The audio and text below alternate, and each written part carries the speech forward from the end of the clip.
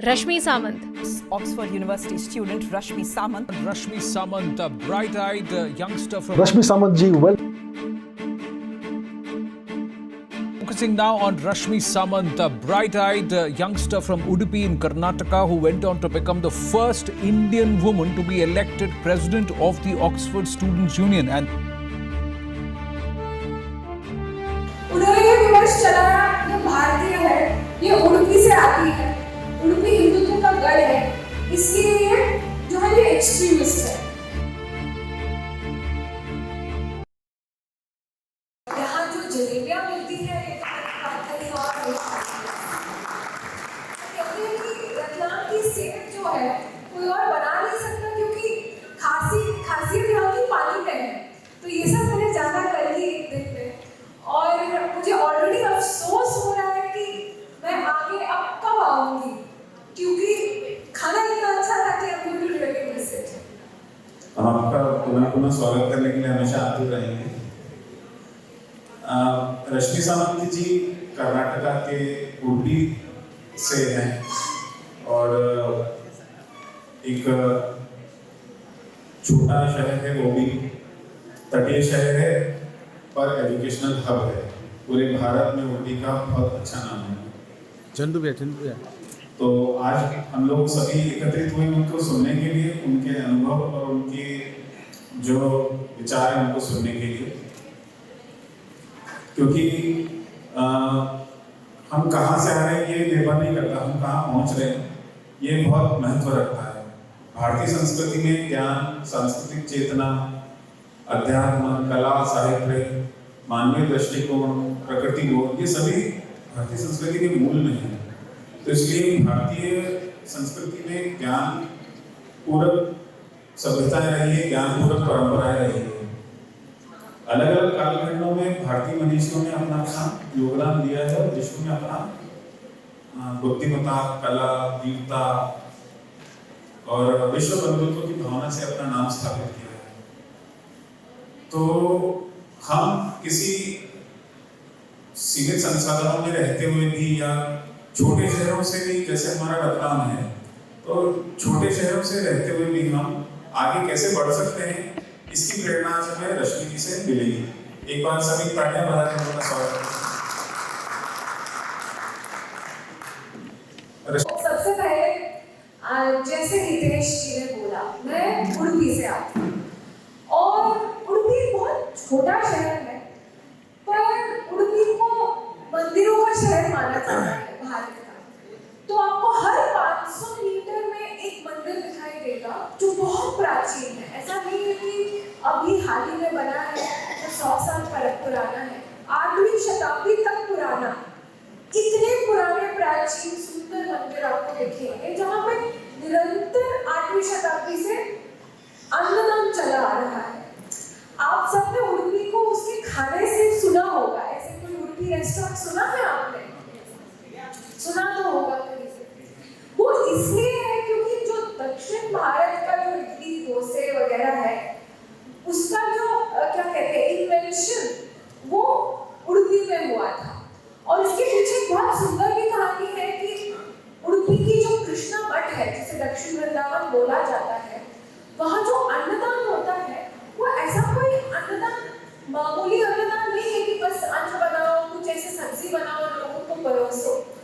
वो इतना ख्याल रखते हैं कि वो बदलते हुए क्या कहते हैं सीजन्स, बदलते हुए सीजन्स के हिसाब से जो देह को चाहिए, जो पौष्टिक तत्व देह को चाहिए, उस हिसाब से खाना बनाते हैं। तो इस चक्कर में बहुत वहाँ पे क्या कहते हैं एक्सपेरिमेंटेशन हुआ वहाँ के किचन्स में, उस मंदिर की जो अन्नदान वाले किचन्स में, और वहाँ से चल के आया डोसा, इडली और अलग अलग प्रकार के सांबार, जो हर बदलते हुए क्या कहते हैं मौसम के हिसाब से बदल जाता है। तो यहीं पे मैं पली बड़ी, ऐसा नहीं है कि मैं किसी बड़े शहर में पली बड़ी हूँ और सिर्फ कहने के लिए उडुपी की हूँ क्योंकि माता पिता वहाँ से आते हैं, ऐसा नहीं है। मैं वहीं पे पली बड़ी, वहीं पे स्कूलिंग हुआ, वहीं पे मेरी जो डिग्री प्री यूनिवर्सिटी ये सब हुआ। और अक्सर कहते हैं कि जो छोटे शहर होते हैं, यहाँ के लोगों की जो बातें, सोच और आकांक्षाएं छोटी होती है।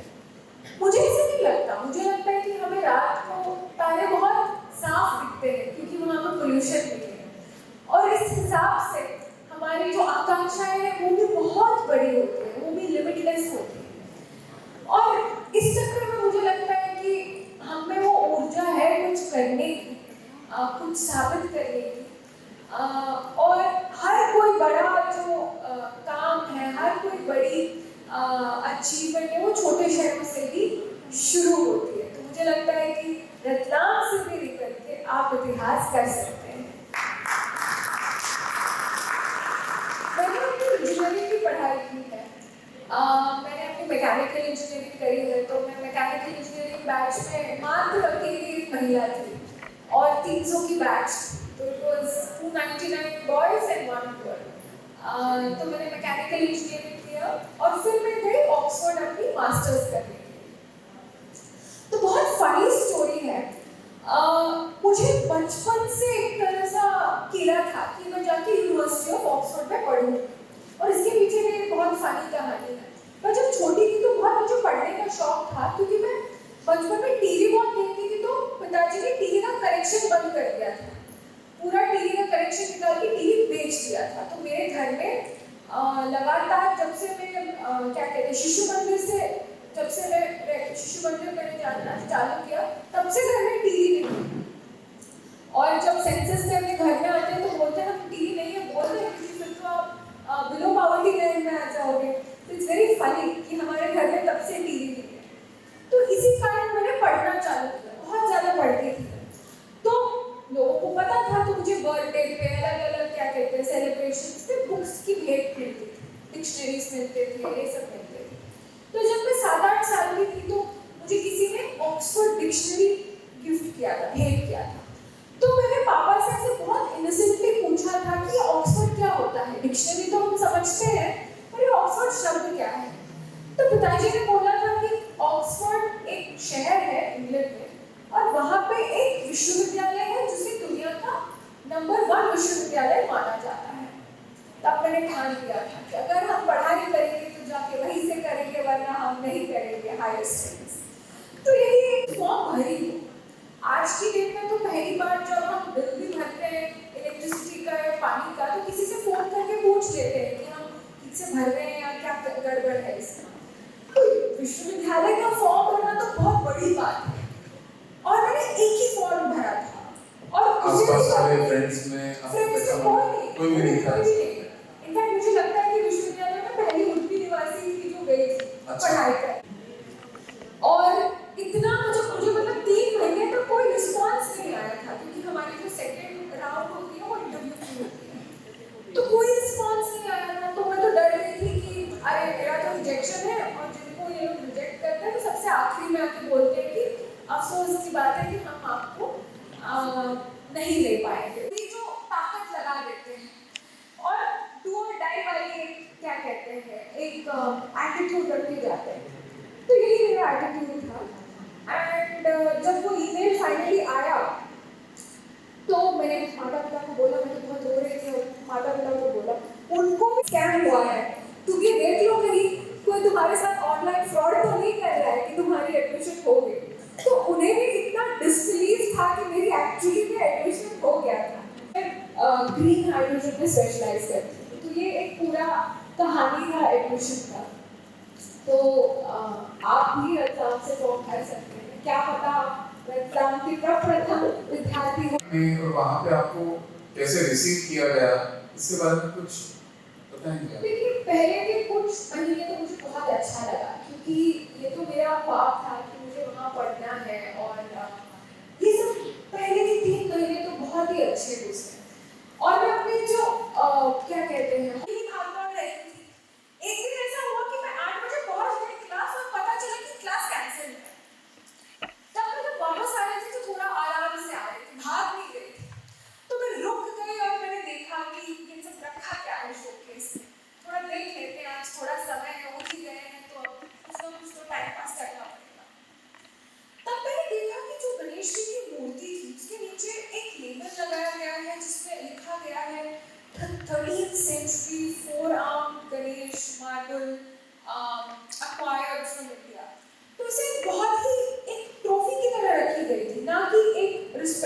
Acquired from India. Acquired from India. तो that was the key word. तो मुझे बहुत ऐसे नेगेटिव लगा, जो एक बहुत सकारात्मक भावना थी इस पूरे क्या कहते हैं मूर्ति को लेके, वो पूरा ऐसे लगा कि हमारा यहाँ पे तिरस्कार हो रहा है। फिर मैंने और जानने की कोशिश की, क्योंकि वो तो वही होता है ना, एक बार आपकी आंखें खुल गई तो यही आपको हर जगह दिखने लग जाता है। फिर मैंने देखा कि जो जो प्रतिमाएं लगी हैं वरिष्ठ लोगों की विश्वविद्यालय के कैंपस में, ये सब तो सारे कॉलोनियल मास्टर्स की हैं, सीसिल रोड्स, क्रिस्टोफर ऑर्डिंगटन, ये तो वो लोग थे जिन्होंने लूटपाट मचाया था, जिन्होंने हजारों करोड़ों लोगों को बेरहमी से मारा था अपने लूटपाट के चक्कर में। वहाँ पे हीरो की तरह स्थापित किया। हाँ, उनकी प्रतिमाएं लगाई गई है, उनके नाम की स्कॉलरशिप दी जा रही है, उसे एक बहुत मतलब बड़े स्तर पर सेलिब्रेट किया जा रहा है। फिर मैंने वहाँ के जो हिस्ट्री की पुस्तक है, इतिहास की पुस्तक, वो पढ़ना चालू किया, क्योंकि मैं तो छात्र थी, ये क्या कहते हैं साइंस की, इंजीनियरिंग की, तो मुझे तो इन चीज़ों से दूर दूर तक का कोई नाता नहीं था। मैं खुद पढ़ूँ इतिहास की पुस्तक, तब मैंने इतिहास की पुस्तकों में देखा कि कॉलोनाइजेशन जो था, इसे बहुत सकारात्मक तरीके से लिखा गया है। लिखा गया है कि भारत निवासियों पे ये बहुत ही सकारात्मक एक्सपीरियंस था। उन्हें खाना खाना नहीं पता था, कपड़े पहनना नहीं पता था। जैसे ब्रिटिशर्स ने आके हमें सब कुछ सिखाया, बात करने का ढंग, भाषा सिखाई, हमें कपड़े पहनने का ढंग सिखाया, हमें खाना बनाना सिखाया, हमें मानवीयता सिखाई, ह्यूमैनिटी सिखाई। और इससे पहले हम जानवर थे। ऐसे एक तरह का एक जो नैरेटिव है वो था। और ये भी नैरेटिव था कि मॉडर्निटी जो है, जो जिसे हम मॉडर्निटी कहते हैं, इसी को उन्होंने इंट्रोड्यूस किया। अगर हम पाश्चात्य देशों की मॉडर्निटी की डिबेट को देखेंगे तो मॉडर्न कौन है, मॉडर्निटी की मूवमेंट कहाँ से शुरू हुई? गैलीलियो मॉडर्निटी कहते हैं वो है। पर भारत के सभी निवासी भारत को वो ही समझते हैं। अगर आप कोई भी भाषा ले लो, जिनको आप क्या कहते हैं इंस्पायर करोगे टुवर्ड्स मॉडर्निटी, जबकि आपके पास मॉडर्निटी थी ही नहीं तब, तो ये बहुत विचलित कर दिया इस प्रश्न में। ये भी लगा कि क्योंकि ये नंबर 1 विश्वविद्यालय है, तो यहाँ जो पढ़ाया जाता है यही इतिहास दुनिया के बाकी कोनों में भी सिखाई जाती है, तो ये बहुत गलत बात है। और यहाँ के जो प्रिंटेड टेक्स्ट बुक्स है, ये बहुत बात करूँगी मैं अपने इतिहास की बात करूँगी और बोलूँगी कि यहाँ जो सिलेबस चल रहा है ये ठीक नहीं चल रहा है। तो मेरा पूरा जो पठन था चुनाव का, वो इस बात पे था अध्यक्ष के तौर पे, तो मैं यहाँ की जो सिलेबस है उसे चेंज करूँ। We will cause a consultation on the syllabus and we will change the syllabus. और एक दूसरा मुद्दा भी मैंने उठाया कि हम जो ये सब प्रतिमाएं हैं सारे जो कॉलोनियल मास्टर्स के, इसे हम मुद्दा इतना अजीब था कि लोग मेरे पास आके कहते थे कि यार तुम ये क्या बातें कर रही हो, तुम्हें तो एक भी वोट नहीं मिलेगा, जो तुम्हें सिर्फ एक वोट मिलेगा। इन्फेक्शन की तरह ट्रूथ इज इन्फेक्शियस बोलते हैं, वो बहुत स्प्रेड आसानी से स्प्रेड होता है लोगों में। तो ये बात बहुत दूर तक पहुंची, जो खास एग्जाम में थे ये बहुत कम लोग, और जिन्हें पता है कि जो ये कह रही है वो सच है। तो ऐसा नहीं है कि आप दुनिया में अकेले हो या संघर्ष बहुत बड़ा है। बड़ा तभी लगता है जब आप संघर्ष के बारे में अपने कमरे में बैठ के इमेजिन करते हो, तभी आपको बड़ा लगता है। अगर आप बाहर निकल के उसमें ढल जाओगे तो आपको सपोर्ट करने वाले लोग भी आपको रास्ते में मिल जाएंगे। अगर आप घर से बाहर नहीं निकलेंगे तो आप उन लोगों से भी नहीं मिलोगे जो आपके एक तरह से जर्नी में साथ देंगे और आपको सपोर्ट करेंगे। स्वामी विवेकानंद जी की भी लगभग ऐसी स्टोरी है। सभी जिन्होंने भी जिंदगी में कुछ हासिल किया है वही स्टोरी है। स्वामी जी जब जा रहे थे शिकागो, उनको पता नहीं था कि वर्ल्ड पार्लियामेंट ऑफ रिलीजन कब है। वो जुलाई में पहुंच गए थे बेचारे, और उनके पास धनराशि बहुत कम थी, उनके पास इतने पैसे भी नहीं थे कि वो 1 महीना शिकागो में रह पाए। उनके पास कोई आईडी कार्ड भी नहीं था, तो उन्होंने बोल दिया वर्ल्ड पार्लियामेंट ऑफ रिलीजन से कि आपकी कोई इंट्रोडक्शन नहीं है, हम आपको अंदर नहीं छोड़ सकते हैं। और अभी तो बहुत देरी भी हो गई, अगर आप कहीं से इंट्रोडक्शन लेके भी आओगे तो डेडलाइन खत्म हो गया है डेलीगेट बनने का। फिर भी उन्होंने चुनौती को स्वीकार किया, वो वापस नहीं गए, वो बॉस्टन की ओर चले गए कि ठीक है अभी 1 महीना हम बॉस्टन में काटेंगे, क्योंकि वहाँ शिकागो से। उनको ये भी पता नहीं था कि मैं बॉस्टन में रहूँगा कहाँ। ट्रेन में उनकी मुलाकात होती है एक औरत से जो अपने फार्म हाउस में उन्हें रहने की जगह देती है, और उनकी बातें इतनी अच्छी लगती है उनको कि वो अपने सारे मित्रों को बुलाना चालू करती है। बॉस्टन में हार्वर्ड यूनिवर्सिटी है, तो हार्वर्ड यूनिवर्सिटी के एक प्रोफेसर उनसे उस घर में मिलते हैं, प्रोफेसर जॉन राइट, और वो बहुत प्रभावित होकर सबको खत लिख देते हैं कि आपको इस व्यक्ति को वर्ल्ड पार्लियामेंट ऑफ रिलीजन्स में भाग देना चाहिए। तो उनको वहीं से अपनी आईडी मिलती है। जब वो वापस शिकागो आते हैं वर्ल्ड पार्लियामेंट ऑफ रिलीजन्स के लिए, तो उनके पास जो चिट्ठी है जिसमें उन्होंने लिखा था एड्रेस, वो भी खो जाता है उनसे। उनको पता नहीं उसके बारे में, तो गूगल मैप नहीं है, फोन नहीं है, कुछ नहीं है, तो भटकते रहते हैं शिकागो के सड़कों पे, और वो इतना बहक जाते हैं कि अब तो और नहीं होगा पूरा दिन भटकने के बाद, क्योंकि कोई उनकी मदद नहीं कर रहा है।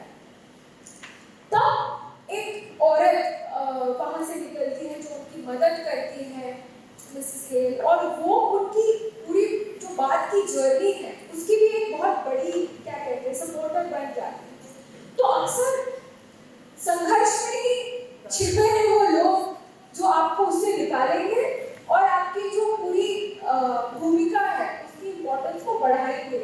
अगर उनकी वो एक पूरे महीने का संघर्ष और जर्नी नहीं रहता तो उनकी जो स्पीच है वो इतनी फेमस भी नहीं हुई।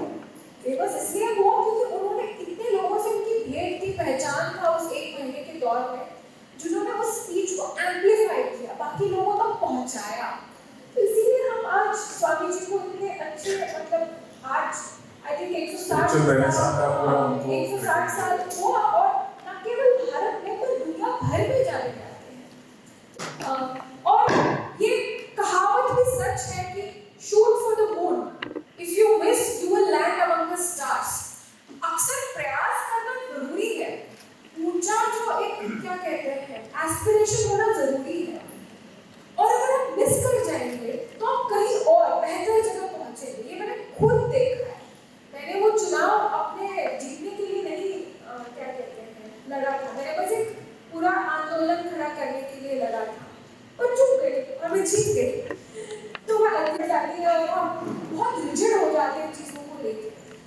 छोटे हैं तो क्या है, मुझे बोल दिया किसी ने कि तुम्हें सिर्फ एक वोट मिलेगा, मैंने भी हंस दिया उसके साथ कि हाँ मुझे एक ही मिलेगा, ठीक है। इसी बात से मैं जानी जाऊंगी ऑक्सफोर्ड में कि एक लड़की थी जिसने चुनाव लड़ा था और मात्र एक वोट से मतलब उसे मिला था। क्या बात है, क्योंकि हम छोटे हैं तो हमें वो सहने की शक्ति भी होती है। मैं तब 22 की थी, अब मैं 25-26 की हूँ। 25-26 इसलिए क्योंकि लड़ोगी चुनाव वापस, ऑक्सफोर्ड छात्र संघ, मैं तो बोलूँगी मुझसे नहीं होगा, मुझे बख्श दो। तो एक युवावस्था की वो एक खूबी भी होती है जिस कारण ये सब हुआ। तो वहाँ पर अभी पढ़ रहे होंगे, सीनियर्स भी होंगे, उन लोगों ने आपके इस थॉट का सपोर्ट नहीं किया?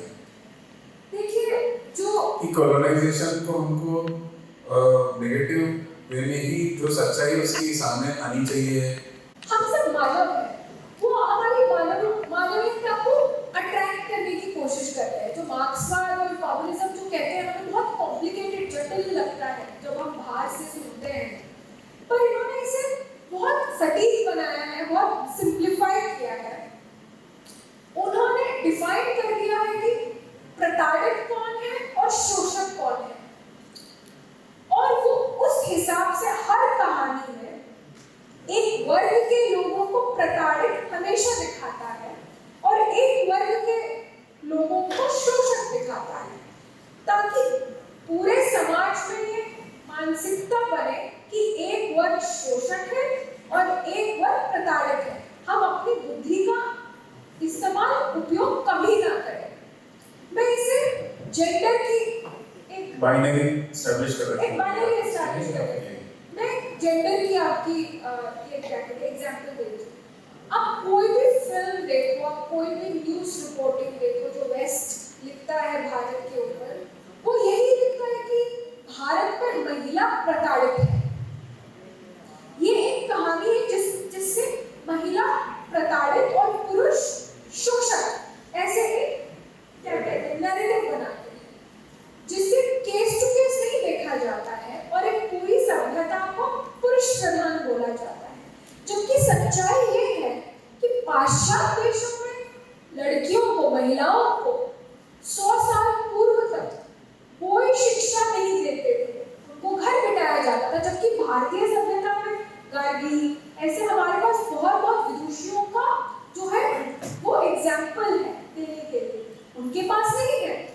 हमारे यहाँ वो प्रथा कब बिगड़ी?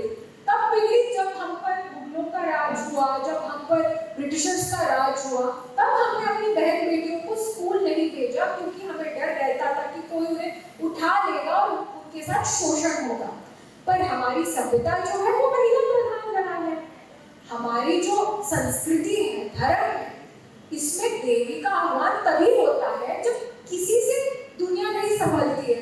जब कोई देव जो पुरुष होता है उससे भगवान, उससे दुनिया नहीं संभलती है और विनाश की ओर मतलब दुनिया जा रही होती है। कोई भी इतिहास की पुस्तक पढ़ो, तब देवी का आह्वान होता है। तो जो इतना श्रेष्ठ सभ्यता है, आप ऐसी कहानी, ऐसे कैसे आप विमर्श गाड़ सकते हो कि वहाँ के लोग भी ये सोचना चालू करें कि हमें पुरुष प्रधान सभ्यता है। देखिए, वो एक पुरुष प्रधान सभ्यता है, तो महिला प्रधान है। पर ऐसी प्रताड़ना की जो एक विमर्श गाड़ के हमें ये महसूस किया जाता है कि हमें बहुत पिछड़ी वर्ग के लोग हैं, हम बहुत ही क्या कहते हैं, बैकवर्ड। उन्होंने सरल शब्दों में और हर जगह उन्होंने अपने नैरेटिव सेट किए हैं तो सामान्य जनजीवन में पूरे हमारी मानसिकता में ये आ चुके हैं।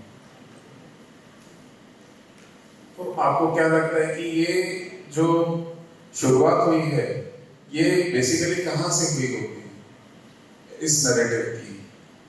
देखिए, ये तो जैसे मैंने बोला पहले, ये 10वीं शताब्दी से शुरू हुआ, 8वीं शताब्दी से, जब वो हम पर विजय नहीं पा रहे थे, तब उन्होंने ये पूरा विमर्श का जो गतिविधि है तब उन्होंने शुरू किया। और ये समय समय से अलग अलग सिद्धांतों ने इसका उपयोग किया। तो ऐसा नहीं है कि सिद्धांत एक रहा है। हो सकता है कि कम्युनिज्म और मार्क्सवाद हाल ही में आया, 200-300 साल पुराना हो, 150 साल पुराना हो, 100 साल पुराना हो, पर विमर्श का उपयोग करना लोगों को अलग करने के लिए और उन पर राजनीतिक जीत हासिल करने के लिए, उनकी प्रताड़ना करने के लिए, ये बहुत ही प्राचीन जो है विधि है। और ये उन सभ्यताओं की एक विधि है जो छल से आगे बढ़ना चाहते हैं, ना बल से। तो ये 8वीं शताब्दी की गतिविधि है।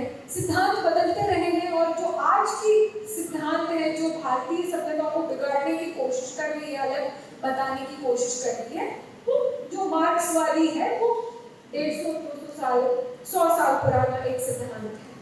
तो सिद्धांत बदलते रहेंगे। हमें अपनी जो कहानी है, अपना जो एक विमर्श है, उसमें कॉन्फिडेंस होने की जरूरत है। तभी हम इन सारे सिद्धांतों को एक तरह से हरा पाएंगे और आर्थिक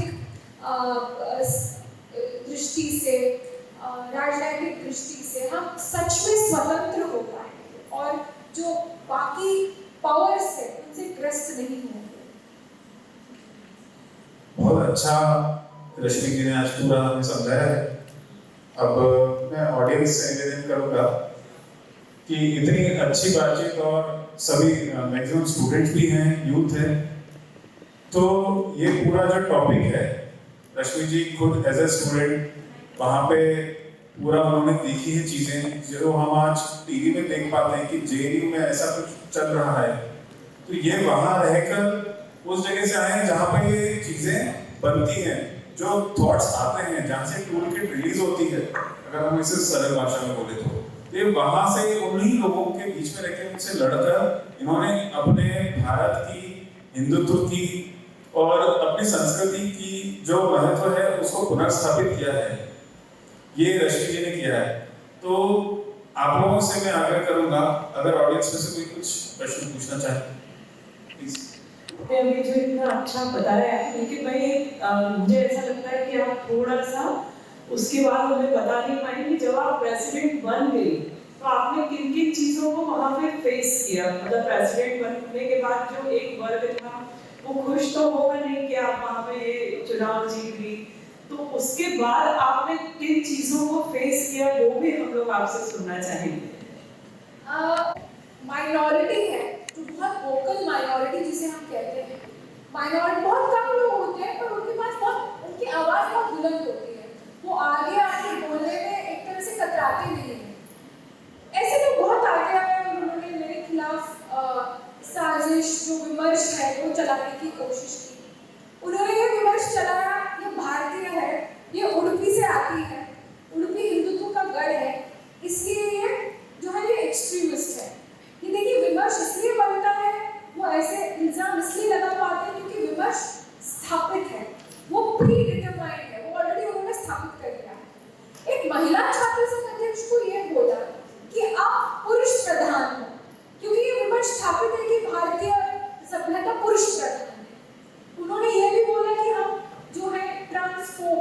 ट्रांसफोबिक है, क्योंकि उनको लगता है कि भारतीय धर्म ये जेंडर के खिलाफ है, जबकि अर्धनारीश्वर तो हमारे इतिहास में है, पर उन्होंने एस्टैब्लिश कर दिया कि हम में जेंडर मैच्योरिटी है ही नहीं, हम जेंडर को एज बाइनरी देखते हैं, तो हमें ट्रांसफोबिक बताया गया, नस्लवादी बोला गया। इसीलिए क्योंकि उन्होंने ये विमर्श गाड़ा है कि हम वर्गवादी लोग हैं, तो उन्होंने ये बोला क्योंकि वो वेजिटेरियन है, वो वर्गवादी है, ऐसे बताया गया। तो ऐसे अलग अलग इल्जाम लगाए गए और इस इल्जाम के बलबूते पे बहुत बड़े लेख और टिप्पणियां आई, BBC पे, वॉशिंगटन पोस्ट पे, बड़े पत्रिकाओं में आई, जो दुनिया भर में इसकी संचार होता है। और मुझे एज क्या कहते हैं, एज शोषक दिखाया गया, जैसे कि मैं एक टाइप ए शोषक हूँ। जैसे मैंने कहा ना, शोषक और शोषित, तो टाइप ए शोषक बताया गया मुझे। मैंने रिजाइन इसलिए भी किया था क्योंकि छात्र संघ के अध्यक्ष होने के नाते मैं उस विश्वविद्यालय की एक तरह की प्रवक्ता थी, क्योंकि मैं 6 ट्रस्टियों में से एक थी विश्वविद्यालय की, तो मैं कुछ बोल नहीं पाती थी, मुझे बोलने की इजाजत नहीं थी, अनुमति नहीं थी। जब मुझ पर ये सारे इल्जाम लग रहे थे और मुझे पूछा जा रहा था आपके कमेंट्स, तो मुझ पे आए इल्जाम आ रहे हैं, आए मुझ पे टैग्स लग रहे हैं, पर मैं कुछ नहीं बोलती, अनुमति नहीं है, और मैं अपने लोगों की अपनी सभ्यता की तरफदारी नहीं कर सकती।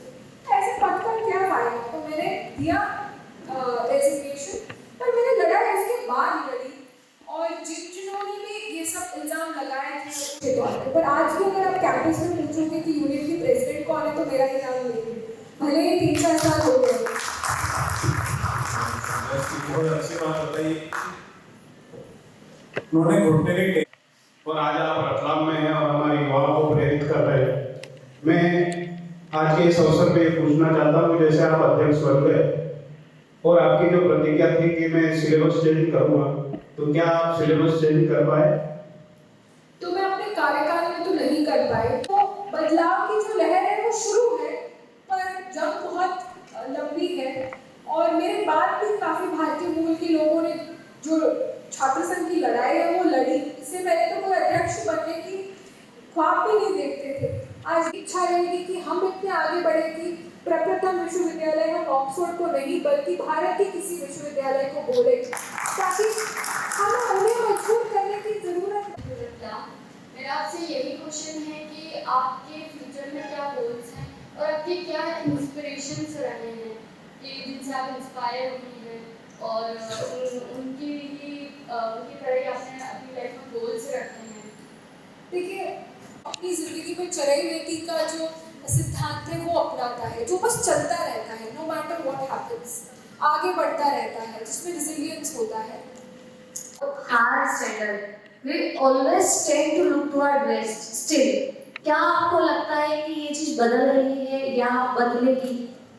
जैसे मैंने आपको मॉडरेट के बारे में बोला कि जो सोसाइटी थी वो बहुत रिजिड थी, वो क्रिश्चियन सोसाइटी थी, वो एक एब्राहमिक सोसाइटी थी, जहां आप प्रश्न पूछ सकते थे, आप ये नहीं बता पाते थे कि भूगोल है, इसे कहने की आपको इजाजत नहीं थी। वहीं से मॉडर्निटी का जो पूरा आंदोलन है वो शुरू हुआ। इस मॉडर्निटी की भारत में कोई जरूरत नहीं है, हम उन्हें देख के ब्लाइंडली उनके आचार को फॉलो करते हैं। मेरा नाम किरेट अर्जुन राठौड़ है, मैं 21 एनसीसी बटालियन का कैडेट छात्र हूँ। मैं आपसे यह सवाल है कि आज की यूथ से आप क्या आशा करते हैं, क्या कॉन्स्टिट्यूशन चाहती है कि वो मतलब क्या चाहते हैं आज की युवा से? और एक ऐसा है कि आज की युवा सोशल मीडिया में ज़्यादा एडिक्ट है, तो आप उनको क्या राय देना चाहते हैं, क्या मत देना चाहते हैं? देखिए, बीटेक कंप्यूटर साइंस स्टूडेंट हूँ। मेरा सबसे पहले ये सवाल है कि मैम, जैसे आपने आपकी खुद की बुक लिखी है, उसके थ्रू हमें इंसाइट्स मिल सकते हैं आपकी लाइफ से रिलेटेड। बहुत सारे ऐसे बच्चे हैं जिनको बहुत सारे इंसाइट्स नहीं मिलते, क्योंकि हमारी एनसीईआरटी जो है उसमें पूरी सच्चाई नहीं है। तो आपके हिसाब से कौन सी ऐसी सच्चाई है जो हमारे सामने अभी भी आना बाकी है और हमारी बुक्स में होनी चाहिए, जिसके थ्रू हम और सीख पाए?